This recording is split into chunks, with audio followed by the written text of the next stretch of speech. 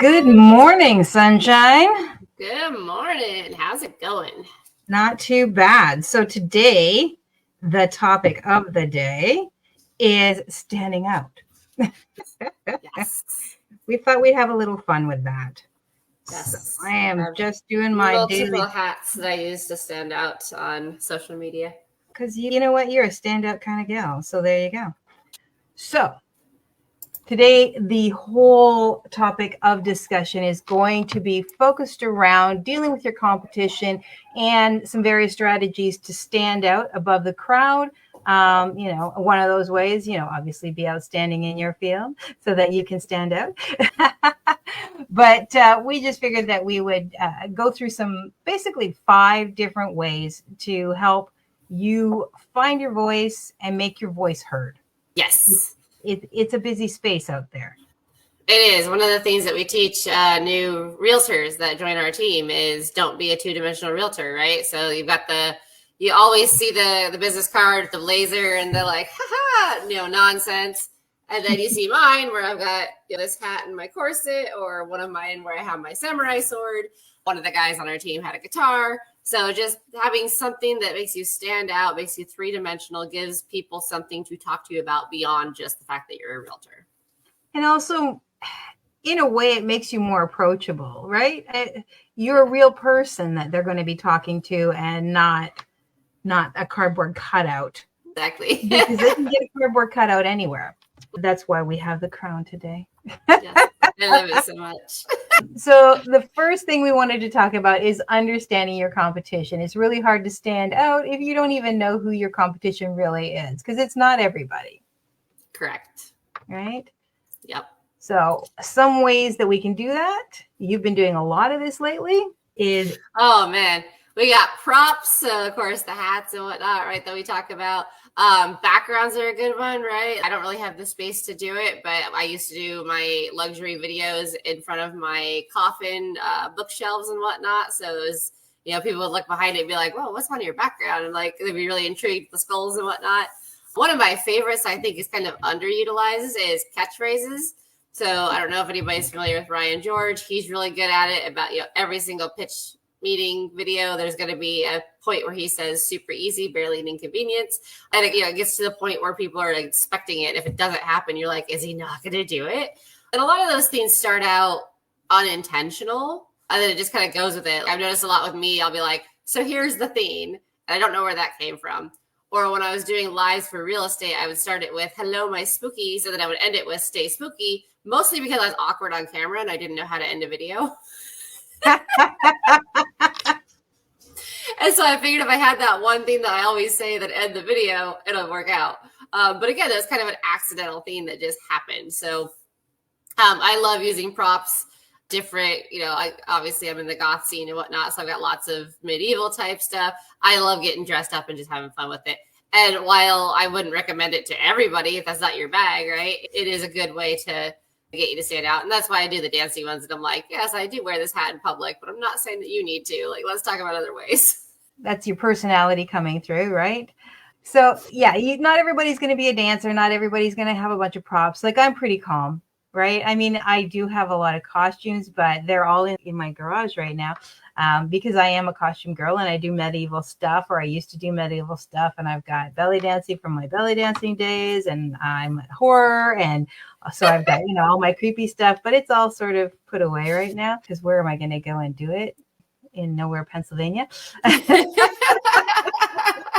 So there are other ways that you can do that. So like analyzing your competitors, figure out who your competitors are first off, and you can go big or you can go small. That's up to you.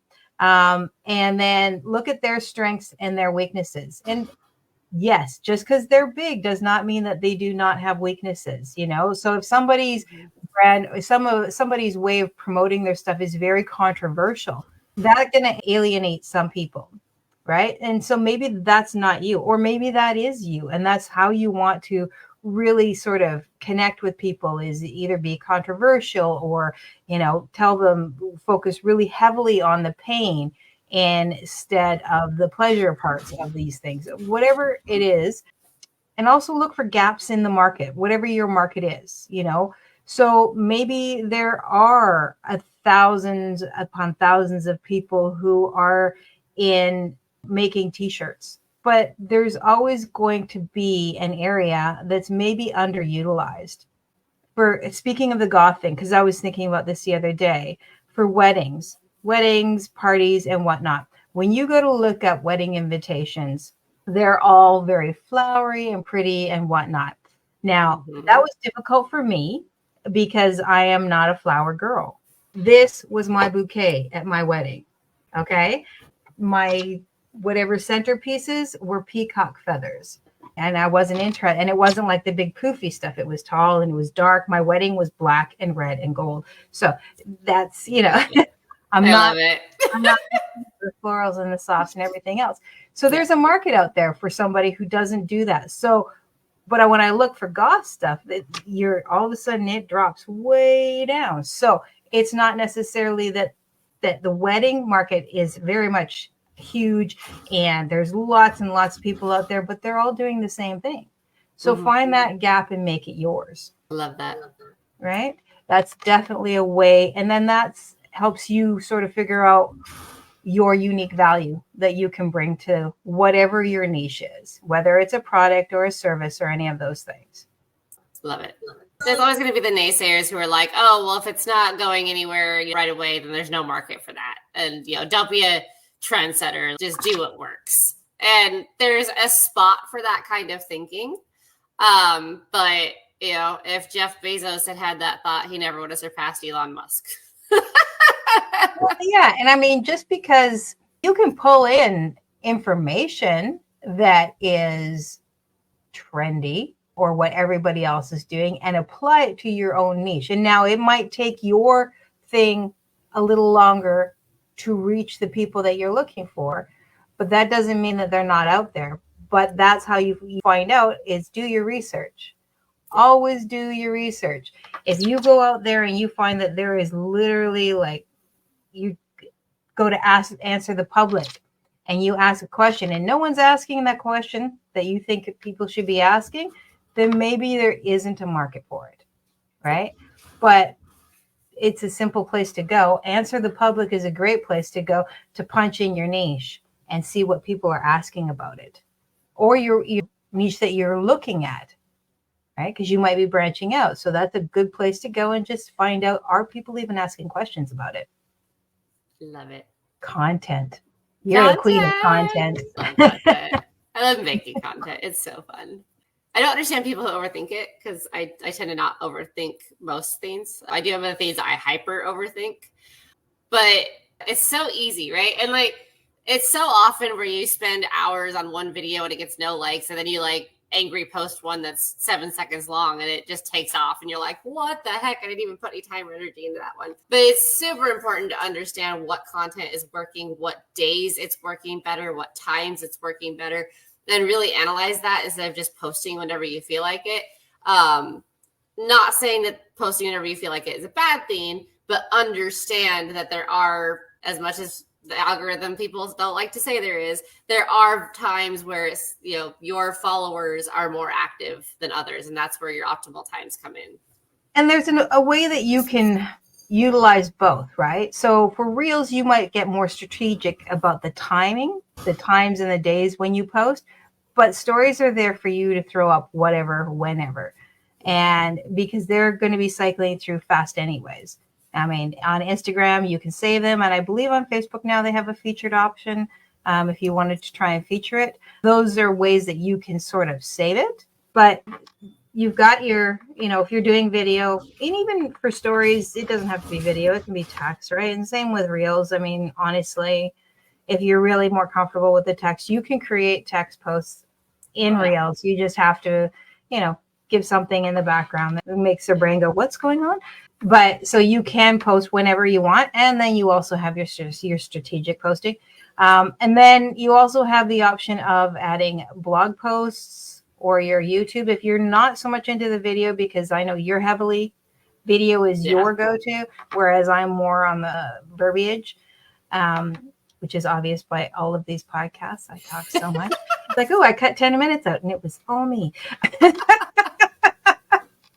So, but with the blog posts, that allows you to have more evergreen content. So yes, you can break that up into scrolling, into more short-term content for like Facebook and places like that, or Threads or Twitter, because yes, they do exist, and yes, you can use them. There are definitely people there. The other thing that you can use is like infographics, right? You can break up your content with infographics. Infographics are great. They're a nice, quick way to give somebody some information that they can follow through. It factors in that color and that sort of sense of movement that text necessarily doesn't have, that reels have, but it's not so fast that you have to if you don't want that in your face. And also it's something that you can save. Yeah. Right? You can save it to your files for further information later down the line. So your content should try to span a little bit of everything, because people like to have variety. Yep. But you can have your favorite and then utilize all of those. So yeah. But you gotta be consistent with your content as well. That's what I was about to say. It's all got to match. So it can't just be like, your written content under your reel should match what your reel is about, rather than like your reel's about, lifestyle, but then the stuff in your descriptions about cooking. Definitely make sure it matches. And, brand consistency is a real thing. So your Instagram should look the same as your Facebook, should look the same as your YouTube, should look the same as your blog, should look the same as your Pinterest. Like, it should all be very obvious that it's the same person. Yeah. I mean, it's a way for people to find you and all of that. And it also, what you're posting, should be consistent. Consistency is not necessarily you have to post every day, 5 times a day. Do not burn yourself out with that nonsense. Yes, there's going to be people telling you have to have 3 reels out a day, 5 stories out a day, and you should have at least 1 long form and 1 short form and yada yada. And you're like, holy crap. Yeah. No, that's too much. And initially you're like, oh yeah, I can probably do it. No, and for some people, maybe they can, but those people have other people helping them. Right. So heavily utilizing planners. Yes. Which I am pro. I am pro scheduling out content. I try so hard. And just filling out the planner to me is just yet another freaking task. I like 3 weeks ahead and I'm like, cool. And then like 4 weeks later, I'm like, oh, dang it. But yeah, it's like, it could be if you are really only going to post like 1 written thing a week, and you're going to try and get at least a video out every other day. As long as you're consistent with that schedule, people will understand and they will get comfortable with that schedule, and your algorithm will get comfortable with that schedule. You just have to be consistently there. And the other thing is, what you're trying to tell people needs to be consistent. Yeah. Right. That's another area of that consistency. If you are here, there, and everywhere, it gets very confusing for people because they don't know what you're about. They don't know what you're trying to give them or what you want from them. It's fine if it's just your personal account and you're just posting about your daily life. Then you can post whatever the hell you want, whenever you want, about whatever you want. But if you are trying to stand out from the crowd in your business, you need to be very consistent so that people know what they're coming to you for. Yeah, and it builds trust, right? Like, I know a marketer that every week I was like, oh my God, what are you promoting now? Like, and he would just cycle through about 8 different things. And like, he would come back to them eventually. But it was like, dude, you're all over the place. And like, how are you selling this software, then also selling this software, then also selling this business model? But they're all basically the same thing. Like, what are you doing? Yeah, it was weird. It's okay to have multiple things. Yeah. But if you're going to promote multiple things, especially if you're in the coaching or education arena, make sure that people understand why there's a difference, and they should complement each other. They shouldn't be in direct competition with each other, and maybe try to keep that limited to like a couple so it makes sense, right? I mean, obviously when you're selling products, it's a little different because you're going to have multiple products, but even then, people who focus on, say, housewares or art or t-shirts or those kind of things, or they pick a niche of coffee, or they pick a niche of phone cases or whatever, it makes it easier for them to promote what they're talking about and make it more consistent about what they're talking about. You know, software is obviously a little bit bigger, but even within software, are you talking about funnels? Are you talking about digital agency? Are you talking about payment processing? Whatever it is, right? Try to keep your lane very clear about what it is that you're talking about so that people know to come to you and what they're coming to you for. Yes. And caveating off that is SEO. We talk about that one a lot. And you don't have to be a guru in SEO. Okay. I think that that's really important because SEO comes across, it's like that dude in the suit with the briefcase. Right? Yeah. And it can feel very like, are they judging me? You know, I don't know anything about this. Stop it. Like, but the reality is SEO does not have to be that difficult because it's a lot about understanding your keywords, long tail, short tail. These are things that you can easily look up and find information on. But utilizing those keywords in your content, in your descriptions, in your captions, you know, on your website, but not grossly like it's not every other word. You have to make sure that it makes sense. You're not hiding it behind pictures and in the background. And yeah, or, you know, trying to keyword load your hashtags and stuff like that. That can get a little bit problematic. Morning, Kristen. So, glad you're enjoying. Good morning, Kristen. Thank you. Part of also the SEO is keeping ahead of, or at least staying track of your trends. And now that doesn't mean that you have to be super, super trendy, because not everybody's super, super trendy. But it does mean understanding where the market's going and leveraging those trends. So like maybe you're bucking the trends. So you're going to be looking for those trends to highlight them and say, no, you know, like I'm not chasing the next shiny object. This is the next shiny object. Why I'm not chasing that. It's still going to get you in front of more eyes, just because you're utilizing those trends in whatever way that works for you. And, you know, or you're incorporating those trends, but in a way, again, that works for you. It doesn't necessarily mean that you have to be dancing. I laughed at Kristen because she said living the crown, Donna, and then she corrected it to loving. You should live the crown. Live the crown. I like that. All the live the crown. I really like that. Yeah, and it's super easy to search what keywords are doing well, which keywords are doing bad, especially when it comes to social media. You can easily search what ones are shadow banned or will get you shadow banned, and things like that. So, yeah, there's like, is my hashtag banned or something like that? You can just look up Instagram banned hashtags in Google, and then it'll take you to a place that will show you which ones have been banned. Now, I don't know how up to date they keep it, but I know they try to keep it fairly up to date. But yeah, if you do a search for anything, like even trends, you know, if you're in the physical space, you can just do it like, you know, upcoming trends for 2024. And yes, there's going to be a lot of information in there, but see what's sort of seems to be falling in the same space. Watch content creators who are basically, that's their whole thing, is looking at trends and seeing what they're talking about, because that is another way to help you sort of figure out, okay, where's that? And then the other part of SEO is algorithms, keeping it abreast on the trends and the keywords. It will help you stay in your algorithm and help you stay on top of the changes that happen all the time. Yeah.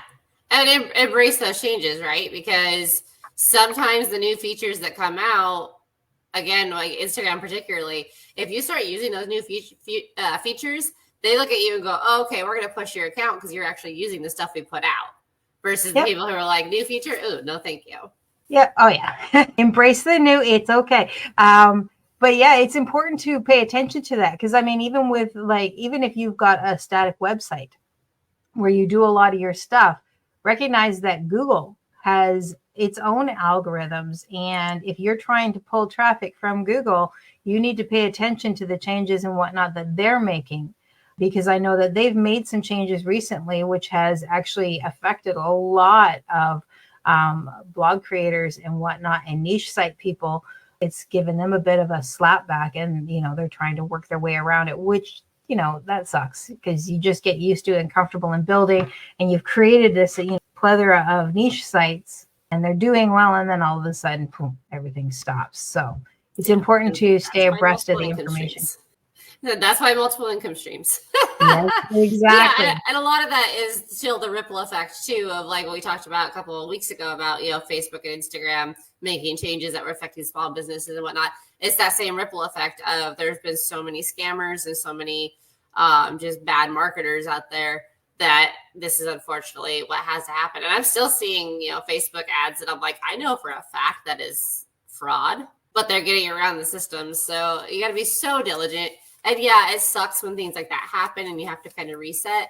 But that's when it becomes super important to, again, continue to do your research, pivot, accept that you have to change something, and go from there. Yeah, absolutely. And don't be afraid of it, right? When you're hello, puppers.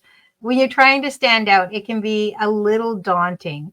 So one of the fundamentals, and this is actually something that we are going to delve into quite a bit. Actually, this is going to be our whole podcast next week, is your brand identity. Because it's more than just a tagline or a color scheme.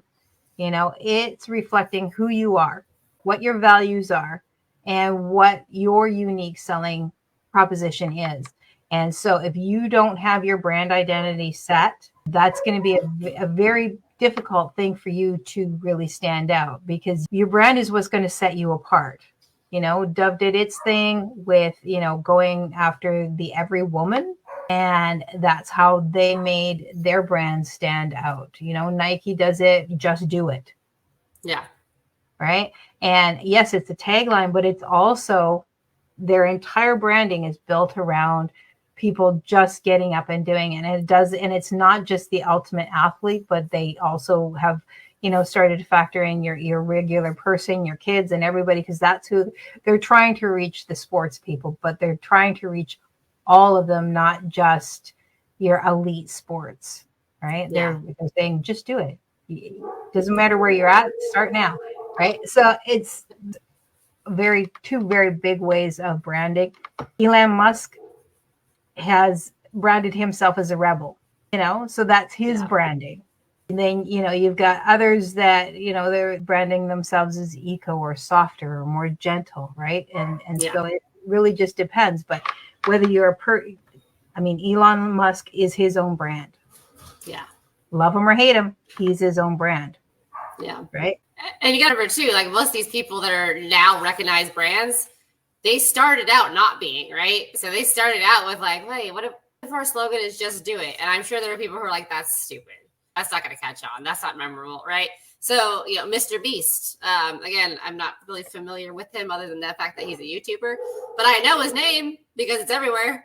And I'm sure the first time he was like, well, I'm going to call myself Mr. Beast, people were like, yeah, okay, that's good. Whatever, dude. Right. So don't be afraid to be like, no, this is my brand and this is what my brand is going to be. Because eventually, Pitbull wasn't always Mr. 305. Like, you got to remember, these people didn't just come out the gate and everyone was on board with the nickname. Yeah. And I mean, it could be something that's been your nickname for your whole life, so you're more comfortable with it. So go with it, right? But yeah, your brand identity, it helps you to be more consistent, like we said earlier, about being, across platforms, so that wherever you're putting your information out there, it's all the same across the board. So it's easy to say, oh yeah, that's so-and-so. The other thing about it is it helps you identify your message easier, which allows you then to be more consistent in your messaging and what you're trying to put out there, which also makes you stand out, right? And that doesn't mean, if Fun Hats or, the Queen Latifah, or whether you're Gothic or you're cottagecore or whatever it is, if that's your aesthetic, then be that. If you're the music guy, then be the music guy. It's okay to bring that part of your personality into it. We'll talk a little bit more next week on how to maybe find that brand identity and figure out how that's going to work for you and how you can bring that into your business. But yeah, it's definitely a key factor. Yeah, I have mad respect for the Claude Beauty, because one of the reasons I didn't lean further into the Gothic realtor was because I know me and I'm lazy and I don't always like doing my makeup, obviously. And so I realized very quickly that if I made that my brand, I would always have to do it. And every time I went to create a video, I would have to do the makeup. And again, it doesn't take long, but it doesn't mean I feel like doing it, so I didn't want to force myself to have to do it all the time. And that's kind of why I didn't go there. So it's important when you're thinking about your brand and what you want that to look like. Keep in mind, like, am I going to be able to do this and stay consistent on my bad days as well as my good days? Yeah. And it's okay to show off some of your bad days, right? That doesn't mean that you have to spill your guts. But I mean, if that is part of your brand, then do it. Whatever. You're going to attract the people. It's okay to have highs and lows. But it's easier to have those highs and lows once you have been cemented in people's minds, and just, and be honest about how those highs and lows. One person that stands up to my mind right away is Rachel Peterson. She is a social media. She is an educator, and she is a social media manager, and she has built herself up from like nothing. She's a very impressive woman.